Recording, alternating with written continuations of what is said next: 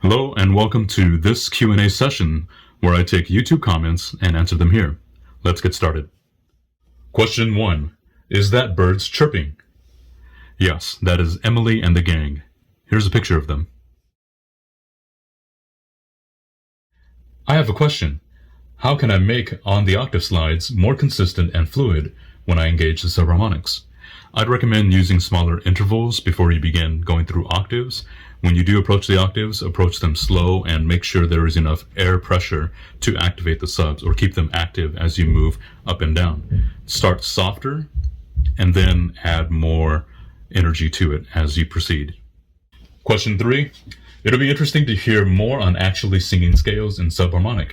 Most times we hear just a static note. To actually sing a bar with vocal sub-agility is the next big step. I completely agree with you, and here are some examples of that.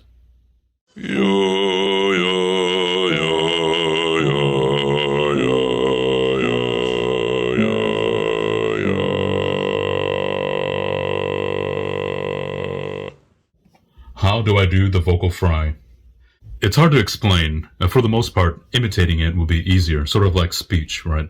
Try it like this. As quiet as possible, almost as if it sounds as if just pulses of air are coming through as opposed to an actual sound. So it'll sound like clicks instead. And as you develop that, you can start regulating the pressure as well as the speed. I think of it as snare, like on a snare drum, just like a snare roll, right?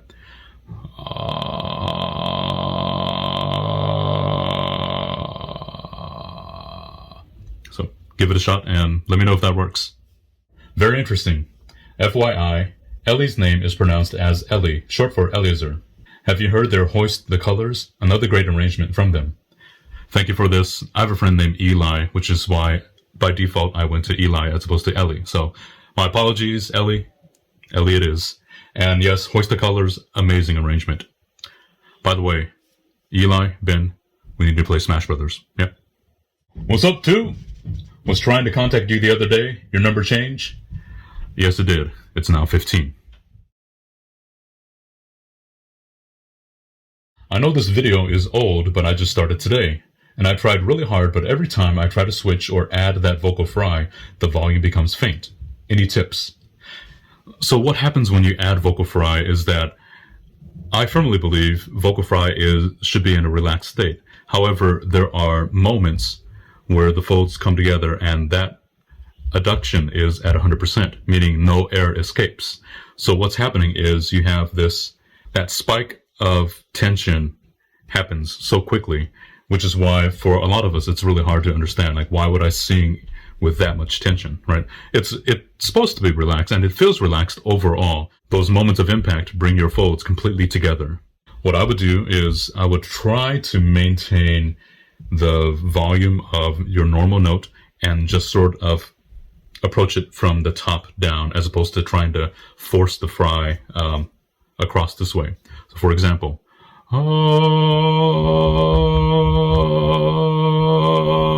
as opposed to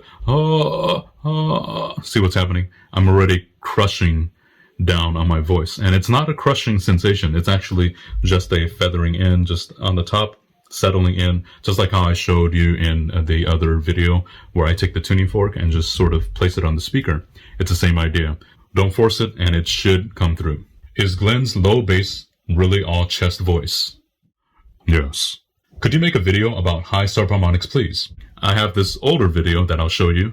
And also, when you approach high subharmonics, it starts to feel like a distortion as opposed to an actual pitch. So approach it lightly and see if you can capitalize on that sound.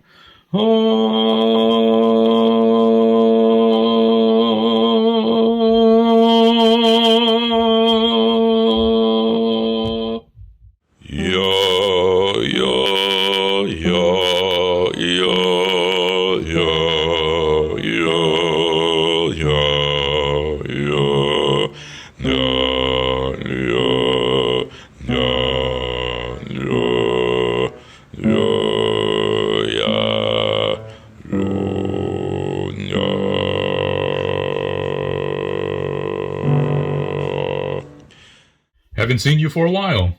No way, you sung with Glenn. I think you should tell more about it in the new video. So over the summer, I got to sing with St. Tikhon Choir, and it's an amazing choir, and Benedict Sheehan, who is the composer and director of this group, does an amazing job. And so we got to sing his piece. I'll give you some links down below that will direct you to their website and what we're doing. And so I got a chance to spend time with Glenn and Jason, some of the most talented and humble guys I've ever met. Can't understand really well the vocal fry, so I can't implement it in the exercise. I can sing low for my voice, but it's hard for me to do this. I literally understood nothing with what I'm supposed to be feeling.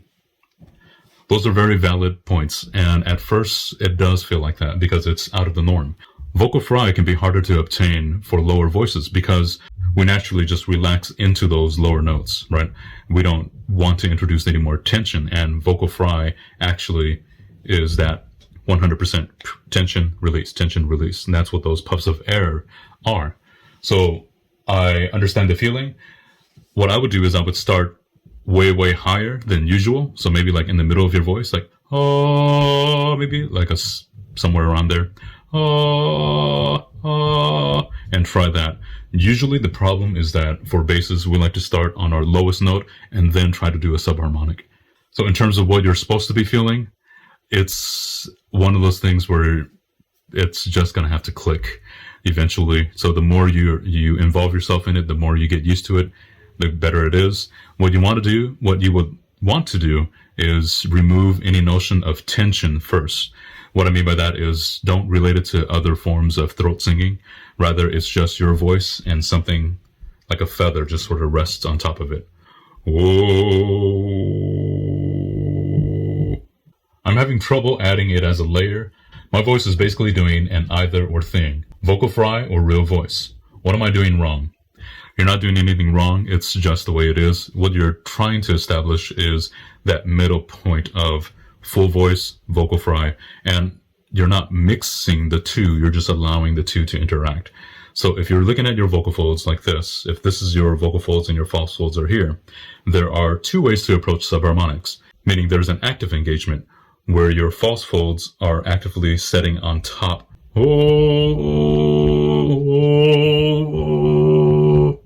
So that can work for different forms, VVM, Carigida. I'm not really great at those. Whereas vocal fry, it's just allowing the vocal folds. It's shaping your true folds in such a way that the true folds are now offset, right? So let's take from here, let's go to here. And now, as opposed to phonating normal like this, oh, it's slightly off. And so now it's phonating and it's connecting at different points.